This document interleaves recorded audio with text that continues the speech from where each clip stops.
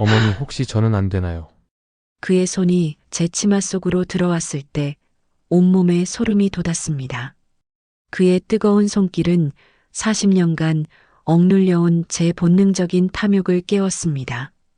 그의 노골적인 속삭임은 저를 금기된 쾌락의 구렁텅이로 몰아넣었습니다. 그 모든 것은 남편이 사별 후 찾아온 깊은 외로움 때문이었습니다. 이 이야기의 끝이 파국일지라도 저는 이미 젖은 시선으로 그를 붙잡고 있었습니다. 제 인생의 가장 어둡고도 가장 뜨거운 교감이 시작되던 순간이었습니다. 정희는 남편과 사별한 지 정확히 3달째였습니다. 평생을 누군가의 아내 혹은 누군가의 어머니로 절제하며 살아왔던 그녀의 삶은 갑작스러운 남편의 죽음 이후 커다란 구멍이 뚫린 듯 했습니다. 침묵이 지배하는 넓은 거실, 남편의 손때가 묻은 서재, 그리고 무엇보다 텅 빈 안방의 고독이 그녀를 집어삼키고 있었습니다. 그녀는 외로움을 애써 외면하며 매일 새벽 5시에 일어나 필라테스를 하고 봉사활동을 다니는 등 스스로를 바쁘게 몰아세웠습니다. 교양 있고 단정하며 겉으로 보기엔 완벽한 중년의 귀부인이었습니다. 하지만 밤이 되면 그녀의 내면 깊은 곳에 알 수 없는 숨막히는 욕망이 끈적하게 달라붙기 시작했습니다. 그것은 죽은 남편과의 관계에서 한 번도 느껴보지 못한 날 것 그대로의 갈증이었습니다. 이 완벽한 정적을 깨고 들어온 것은 아들의 대학 동기인 준영이었습니다. 아들 재민은 현재 군 복무 중이었는데 복학을 앞둔 준영이 갑작스럽게 서울에서 지낼 곳이 필요하다는 연락을 해왔습니다. 재민의 부탁과 어머니처럼 챙겨주겠다는 순수한 마음으로 그녀는 준영에게 집의 한 방을 내주었습니다. 25의 청년은 거실의 분위기를 순식간에 바꾸어 놓았습니다. 그의 옷에서 나는 젊은 냄새, 거침없이 걷는 발소리, 늦은 밤까지 헤드폰을 끼고 무언가에 집중하는 모습까지 모든 것이 그녀의 정적인 세계와 극명하게 대비되었습니다. 처음에는 아들 또래의 청년을 보는 선한 마음뿐이었습니다. 준영은 깍듯하고 예의 바른 청년이었으며 사려 깊게 정인을 도왔습니다. 무거운 짐을 옮겨주거나 고장난 전구를 갈아주는 모습은 듬직하기까지 했습니다. 그런데 어느 날 저녁 부엌에서 정수기 필터를 갈고 있던 준영과 마주쳤을 때 그녀는 알 수 없는 위화감을 느꼈습니다. 어머니, 혹시 손에 물 묻히셨어요? 제가 할게요. 그가 다가와 정수기 물통을 대신 들어 올리는데 순간 그의 팔에 팽팽하게 자리 잡은 근육이 드러났습니다. 짧은 반팔 티셔츠 아래로 드러난 그 젊고 뜨거운 채취가 그녀의 코끝을 스쳤습니다. 그 찰나의 순간 준영이 고개를 들어 그녀와 눈을 마주쳤습니다. 그의 눈빛은 깍듯한 존경심을 담고 있었지만 그 시선 아래에는 정인을 불편하게 만드는 마치 바닥에 깔린 짙은 안개와 같은 무언가가 있었습니다. 그것은 곧 젖은 시선이었습니다. 정인은 황급히 고개를 돌리며 말했습니다. 아, 아니에요. 제가 하려던 참이었어요. 고맙습니다, 준영 씨. 그날 밤 정인은 쉽게 잠들지 못했습니다. 남편의 빈자리로 남긴 심리적인 허기와 준영의 젊음이 풍기는 본능적인 탐욕의 기운이 묘하게 섞여 그녀의 안방을 채웠습니다. 그녀는 스스로에게 되뇌었습니다. 나는 그저 아들의 어머니일 뿐이다. 그는 내 아들의 친구일 뿐이다. 하지만 다음 날 아침 준영이 늦잠을 자는 바람에 정인이 깨우러 그의 방문을 두드렸을 때 잠이 덜 깬 그가 문을 열고 서 있는 모습은 그녀의 모든 이성을 마비시켰습니다. 땀에 젖은 듯 흐트러진 머리카락과 잠옷, 아래로 드러난 탄탄한 몸의 거대한 그림자가 복도를 가로지르며 그녀에게 말을 걸었습니다. 그 순간 정희는 자신이 지금 서 있는 곳이 금기의 경계선이라는 것을 명확하게 인지하였습니다. 그 젊고 끈적한 채취는 그녀를 유혹하는 가장 달콤하고도 가장 위험한 독약이었습니다. 그녀는 서둘러 아침 식사 시간을 알리고 등을 돌려 도망치듯 안방으로 돌아왔습니다. 그녀의 심장은 50년 동안 느껴보지 못한 속도로 격렬하게 뛰고 있었습니다. 그녀는 알고 있었습니다.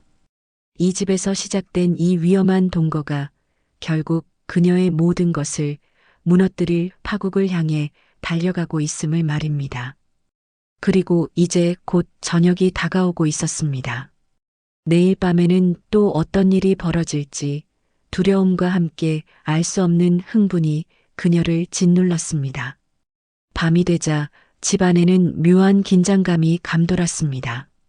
정희는 식탁에 앉아 커피를 마시면서도 온 신경은 복도 끝 준영의 방에 쏠려 있었습니다. 남편이 살아있을 때는 느껴본 적 없는 아내로서의 책임감과 어머니로서의 도리, 그리고 한 여성으로서의 숨막히는 욕망이 뒤섞여 그녀를 괴롭혔습니다. 그녀는 이 감정의 정체를 인정하고 싶지 않았지만 준영의 방에서 새어나오는 희미한 음악 소리와 문틈으로 비치는 불빛마저 그녀를 유혹하는 듯 했습니다. 그녀의 머릿속은 온통 낮에 보았던 준영의 탄탄한 몸과 뜨거운 채취의 잔상으로 가득 차 있었습니다. 그날 밤 정희는 용기를 내어 현관 보안에 문제가 있다며 준영을 호출했습니다. 사실은 지극히 사소한 문제였지만 그녀는 그와 단둘이 마주할 구실이 필요했습니다. 준영은 잠옷 차림으로 정인의 부름에 응했습니다. 어두운 복도, 단둘이 마주선 그들의 거리는 평소보다 훨씬 가까웠습니다. 준영 씨, 이 현관 센서 등이 가끔 오작동을 하는 것 같아서요. 정희는 애써 침착한 목소리를 내려고 했지만 목소리가 미세하게 떨리는 것을 느꼈습니다. 아내, 제가 한번 볼게요. 준영은 익숙한 손길로 센서를 만졌습니다. 그가 팔을 들어 올릴 때 그의 옷소매가 살짝 걷혀 다시 한번 팔의 근육이 드러났습니다. 복도의 어둠 속에서 그의 거대한 그림자가 정인의 몸을 유혹하는 것 같았습니다. 그 그림자는 마치 그녀를 감싸 안는 듯 또는 그녀의 이성을 억압하는 듯한 본능적인 탐욕의 형태를 띠고 있었습니다. 문제가 해결되자 준영은 고개를 숙여 인사했습니다. 별 문제 아니네요, 어머니. 제가 내일 아침에 다시 한번 확인해 드릴게요. 그때 정인이 실수로 뒤로 물러서다가 벽에 걸린 얇은 장식용 액자를 건드렸습니다. 액자가 떨어지려는 순간 준영이 재빠르게 몸을 돌려 액자를 받았습니다. 그 과정에서 그의 몸이 정인의 몸에 밀착되었습니다. 젊고 단단한 그의 가슴이 그녀의 등과 닿는 순간 정인은 숨을 쉴 수가 없었습니다. 짧은 접촉이었지만 온몸에 전율이 흘렀습니다. 그녀의 심장은 폭발할 것처럼 요동쳤습니다. 어머니, 괜찮으세요? 준영이 조심스럽게 물었지만 그의 목소리는 아까보다 훨씬 나지막하고 끈적한 채취가 묻어나는 듯 했습니다. 네, 괜찮아요. 고맙습니다, 준영 씨. 정희는 간신히 대답했습니다. 그녀는 그에게서 풍기는 뜨거운 채취에 정신을 차릴 수 없었습니다. 그가 몸을 떼자 그녀는 마치 금방이라도 무너질 것처럼 벽에 기대섰습니다. 준영은 정인을 빤히 쳐다보았습니다. 복도의 희미한 불빛 아래 그의 눈빛은 아까 부엌에서 보았던 그 젖은 시선이었습니다. 그것은 단순한 걱정이 아니라 무언가를 알고 있다는 노골적인 메시지였습니다. 준영은 이내 고개를 숙이고 자신의 방으로 돌아갔습니다. 문이 닫히고 정인 홀로 복도에 남겨졌습니다. 그녀는 자신의 치마가 미세하게 젖어 있는 것을 느꼈습니다. 그녀의 절제된 삶에 준영이라는 청년이 던진 본능적인 탐욕의 불씨는 이미 거대한 불길이 되어 타오르기 시작했습니다. 그녀는 알고 있었습니다. 이 집은 이제 더 이상 안전한 어머니의 공간이 아님을. 그녀는 이미 금기의 문턱을 넘어 돌이킬 수 없는 길에 들어서고 있음을 말입니다. 다음 날부터 장마가 시작되었습니다.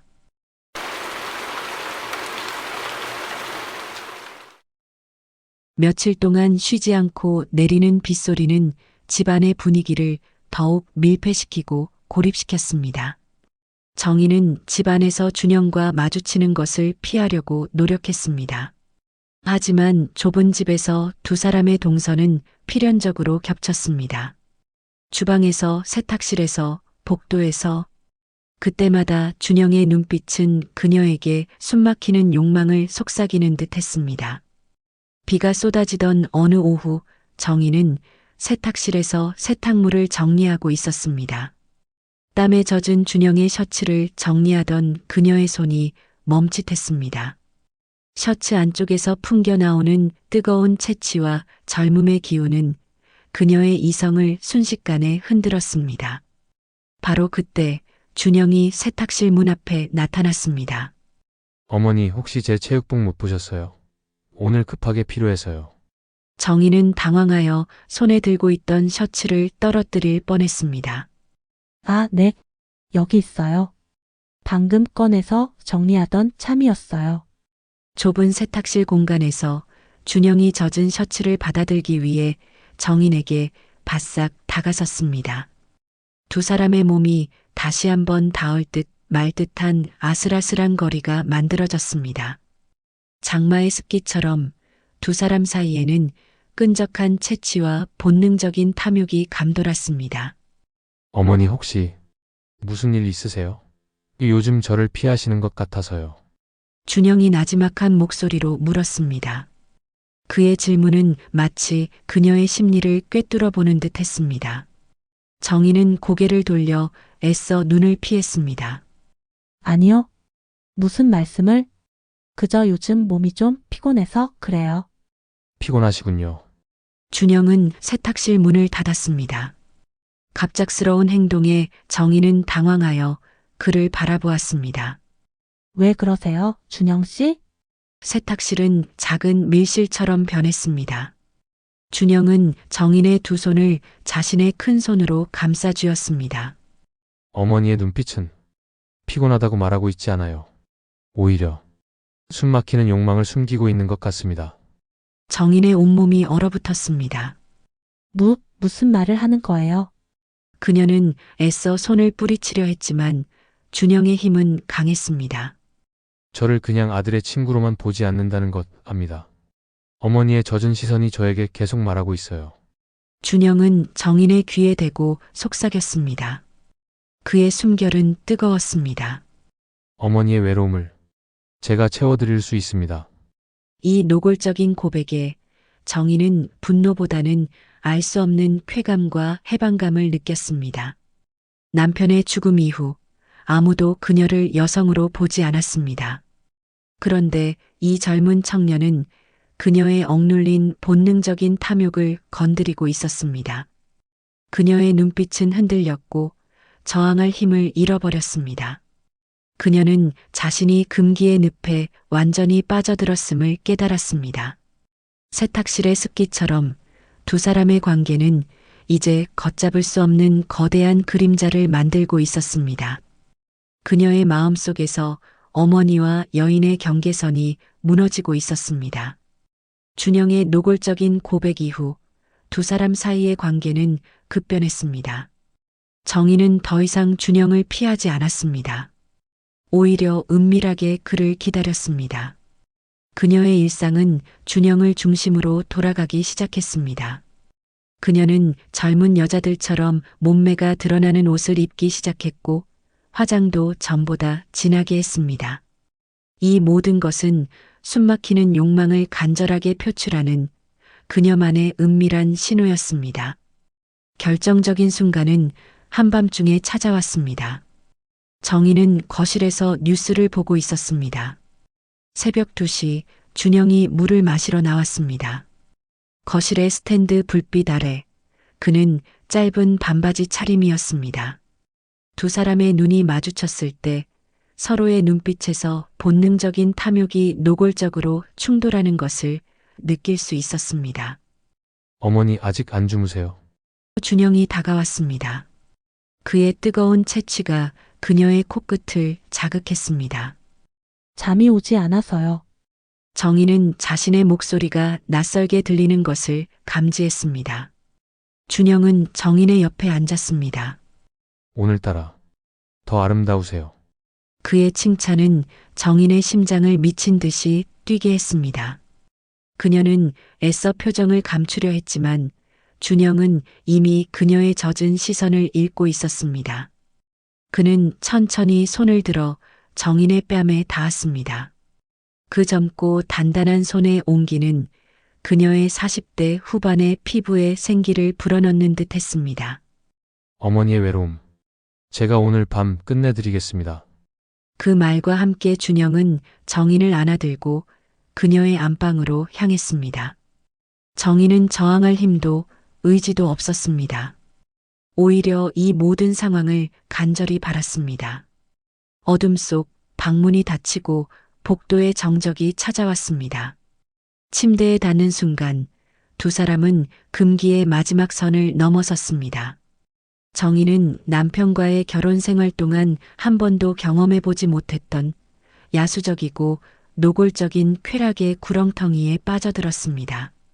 준영의 힘은 압도적이었고 그의 끈적한 채취는 그녀의 모든 세포를 마비시켰습니다.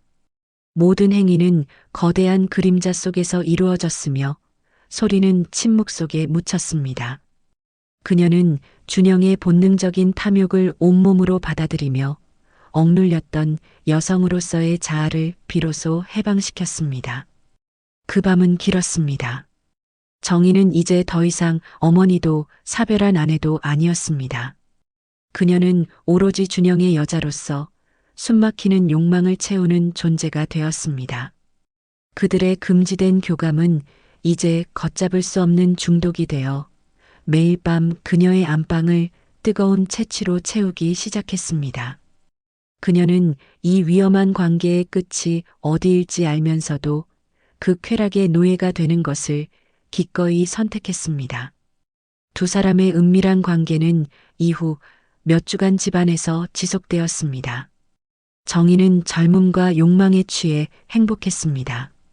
하지만 그 행복은 오래가지 못했습니다. 재미는 군대에서 어머니에게 보낸 편지에서 이런 말을 남겼습니다. 엄마, 준영이한테 고맙다고 전해줘. 전에 아빠가 준 은밀한 비자금 때문에 내가 얼마나 힘들었는지. 준영이가 그 문제 해결에 결정적인 도움을 줬다고 했어. 준영이 덕분에 엄마가 그 돈 때문에 힘들어질 일은 없을 거야. 내가 휴가 나가면 자세히 말해줄게. 정희는 편지를 읽고 충격에 빠졌습니다. 숨겨진 돈 가방? 남편에게 비자금이 있었다는 사실도 몰랐지만 준영이 그 사실을 알고 심지어 개입했다는 사실이 그녀를 불안하게 만들었습니다. 준영은 단순한 아들의 친구가 아니었습니다. 그는 그녀의 사적인 부분까지 침투해 들어온 조력자이자 동시에 수상한 인물이었습니다. 그녀는 준영에게 비자금의 존재에 대해 물었습니다. 준영 씨, 재민이 편지 말이에요. 우리 남편에게 숨겨진 돈이 있었다는 게 정말이에요? 그리고 준영 씨가 그 일을 어떻게 아는 거죠? 준영은 능숙하게 상황을 모면하려 했습니다. 그의 눈빛은 여전히 젖은 시선으로 정인을 유혹하고 있었지만 어딘가 불안해 보였습니다. 아, 어머니. 재민이가 오해한 거예요. 제가 아버님 생전에 사업 관련해서 잠깐 도와드린 적이 있는데 그때 작은 일이 있었거든요. 큰 돈이 아니니 걱정하지 마세요. 다 정리됐습니다. 하지만 정인의 의심은 증폭되었습니다. 그녀는 준영의 본능적인 탐욕이 단지 그녀의 몸에만 향한 것이 아닐 수도 있다는 끔찍한 가능성을 생각했습니다. 그녀는 남편의 서재를 뒤지기 시작했습니다. 그리고 며칠 후 서재벽 뒤에 숨겨진 작은 금고를 발견했습니다. 금고를 연 정인의 눈앞에 놓인 것은 수십억 원이 들어있는 돈 가방이었습니다. 그 순간 정인은 충격적인 사실을 깨달았습니다. 준영의 접근은 단순한 불륜이 아니었습니다.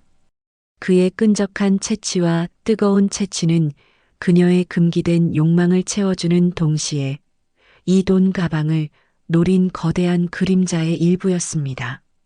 준영은 그녀의 몸과 재산을 모두 탐하고 있었습니다. 그녀는 자신이 이중적인 덫에 걸렸음을 깨달았습니다. 준영은 그녀의 감정을 이용해서 이 집에 들어왔고 그녀가 이 돈의 존재를 눈치채지 못하도록 성적인 관계로 그녀의 이성을 마비시킨 것입니다. 그녀는 배신감과 함께 극도의 공포를 느꼈습니다. 이제 그녀는 이 돈 가방과 자신의 삶을 지키기 위해 준영의 본능적인 탐욕을 역이용해야만 했습니다. 이 위험한 게임의 승자가 되기 위해 그녀는 다시 한번 어머니가 아닌 여인으로서의 지혜와 강인함을 발휘해야 했습니다. 정희는 이 상황을 혼자 해결할 수 없다는 것을 직감했습니다. 그녀에게는 정보와 지혜를 제공해줄 조력자가 필요했습니다. 그녀의 머릿속에 떠오른 인물은 바로 죽은 남편의 비서였던 김 과장이었습니다. 김 과장은 남편의 모든 은밀한 사업을 알고 있었으며 정인에게는 늘 깍듯하게 존경심을 표했던 인물이었습니다. 정인은 김 과장에게 비밀리에 연락을 취했습니다. 그녀는 준영과의 관계는 철저히 숨긴 채 남편의 비자금과 준영의 수상한 접근에 대해서만 털어놓았습니다. 김 과장님, 사실 제 남편에게 거액의 비자금이 있었습니다. 그리고 아들 친구가 그 돈의 존재를 알고 저에게 접근한 것 같습니다. 혹시 준영이라는 청년에 대해 아시는 것이 있습니까? 정인은 절제된 문체로 상황을 설명했지만 목소리에는 단호함이 배어 있었습니다. 김 과장은 정인의 이야기를 듣고 충격에 빠졌습니다. 사모님, 그럴 리가요. 제가 회장님을 20년 모셨지만 준영이라는 이름은 처음 듣습니다. 하지만 회장님이 생전에 젊은 사람에게 사업의 비밀을 알려주고 있다고 했던 적은 있습니다. 그때는 단순히 후계자를 말씀하시는 줄 알았는데. 김 과장은 준영을 조사하기 시작했습니다. 며칠 후 김 과장이 가져온 정보는 정인을 다시 한번 경악하게 만들었습니다.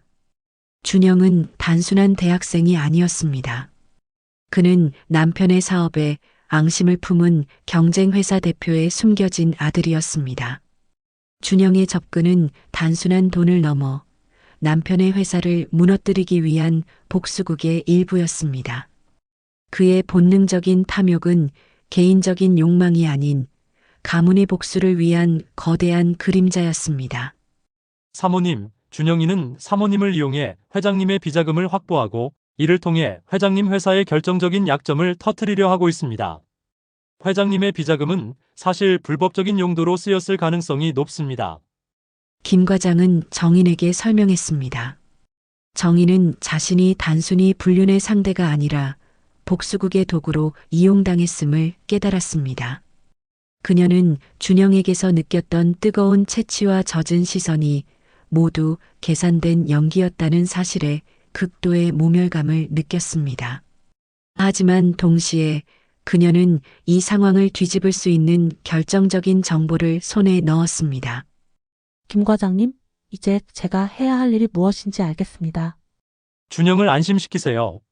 그리고 비자금의 행방을 아직 모르는 척 평소처럼 저에게 접근하게 만드세요. 저는 그의 본능적인 탐욕을 이용해서 저의 모든 것을 지킬 것입니다. 정인의 눈빛은 흔들림이 없었습니다. 그녀는 다시 한번 금기의 문을 열고 위험한 복수를 시작할 결심을 했습니다. 정인은 김 과장과의 비밀 동맹을 통해 준영을 역으로 이용할 치밀한 계획을 세웠습니다.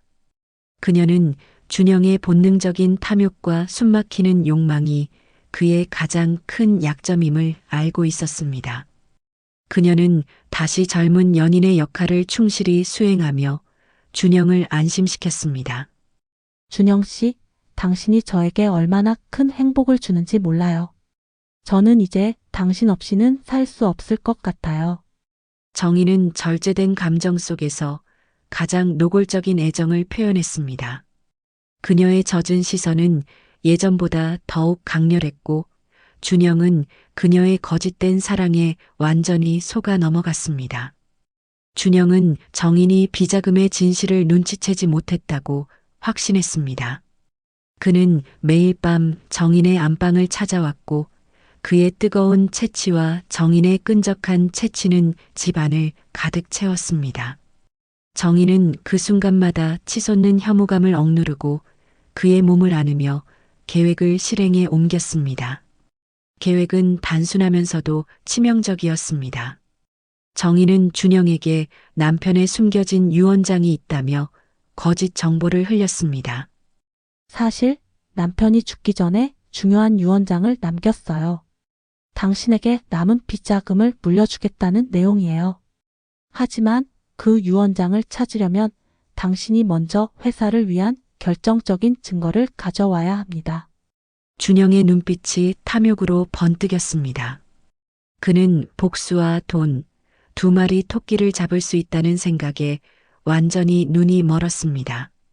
정인이 요구한 증거는 바로 준영의 아버지가 남편 회사를 공격하기 위해 준비했던 불법적인 정보 파일이었습니다.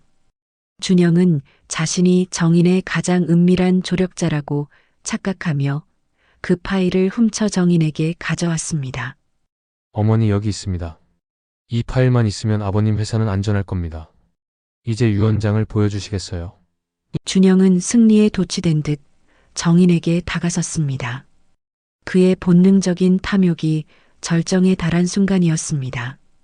정인은 미소를 지었습니다. 하지만 그 미소는 차갑고 섬뜩했습니다. 물론이죠, 준영 씨. 그녀는 준비된 증거물과 함께 김 과장을 불렀습니다. 김 과장은 준영이 가져온 파일을 즉시 복사했고 그것은 역으로 준영의 아버지 회사를 무너뜨릴 결정적인 증거가 되었습니다.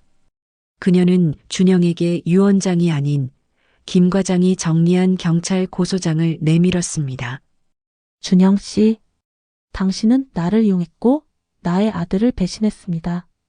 당신에게서 느꼈던 숨막히는 욕망은 모두 가짜였죠. 하지만 걱정 마세요. 당신에게서 얻어낸 뜨거운 채취와 쾌락은 당신의 복수극보다 훨씬 값진 교훈이었습니다. 준영은 경악했습니다. 그의 복수극은 허무하게 끝났고 그가 탐했던 거대한 그림자는 정인의 손에 의해 산산조각 났습니다. 그의 본능적인 탐욕은 결국 그 자신을 파멸로 몰고 간 것입니다. 준영은 체포되었고 그의 아버지 회사는 정인이 확보한 증거로 인해 심각한 위기에 처했습니다. 정인은 남편의 비자금을 공익재단에 기부함으로써 불법적인 돈의 그림자를 완전히 지원했습니다. 그녀는 이 모든 사건을 겪으며 완전히 새로운 사람으로 거듭났습니다. 몇 년 후 정인은 남편의 유산으로 산 작은 서점에서 그림책 작가로서 제2의 인생을 시작했습니다. 그녀가 쓰는 그림책은 중년 여성의 숨겨진 감정을 다루는 이야기로 잔잔하면서도 본능적인 탐욕의 해방을 은유적으로 표현하여 큰 인기를 얻었습니다. 그녀는 다시 혼자가 되었지만 그 어느 때보다 자유롭고 행복했습니다. 어느 날 정인이 서점에서 그림책 사인회를 하고 있을 때 한 중년 남성 현우가 다가왔습니다. 그는 정인의 팬이라며 그녀의 작품에서 느껴지는 깊은 여성의 해방감에 감동했다고 말했습니다.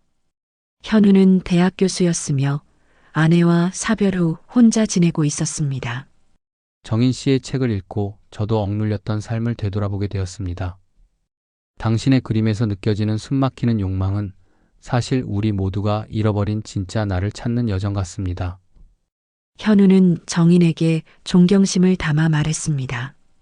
그의 눈빛은 준영의 젖은 시선과는 달리 따뜻하고 사려 깊은 공감이었습니다. 두 사람은 천천히 교감을 시작했습니다. 그들의 관계에는 뜨거운 채취나 노골적인 요구는 없었습니다. 대신 서로의 고독을 이해하고 지혜를 나누는 끈적한 교감만이 존재했습니다. 현우는 정인을 어머니나 욕망의 대상이 아닌 지혜로운 여성이자 작가로 존중했습니다. 어느 늦은 오후 정인은 현우와 함께 공원에서 산책을 했습니다. 현우가 정인의 손을 잡으며 말했습니다. 정인 씨, 늦은 나이지만 당신과 함께라면 다시 사랑을 시작할 수 있을 것 같습니다. 이번에는 진짜 사랑, 서로의 영혼을 존중하는 사랑을요. 정인은 미소를 지었습니다. 그녀는 과거의 불륜과 금기가 남긴 쓰라린 경험을 통해 진정한 사랑의 가치를 깨달았습니다. 그녀는 준영의 본능적인 탐욕에서 도망쳐 나와 자신을 이해하는 현우의 따뜻한 품으로 걸어 들어갔습니다. 그녀의 삶은 거대한 그림자에서 벗어나 찬란한 황혼의 빛으로 가득 찼습니다.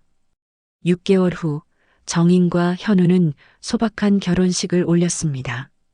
그녀의 아들 재민은 진심으로 어머니의 행복을 축하해 주었습니다. 정인은 자신의 인생이 49세에 끝난 것이 아니라 바로 그때부터 진짜 자유와 지혜를 찾았음을 깨달았습니다. 그녀는 이제 더 이상 외로움에 몸부림치지 않았습니다.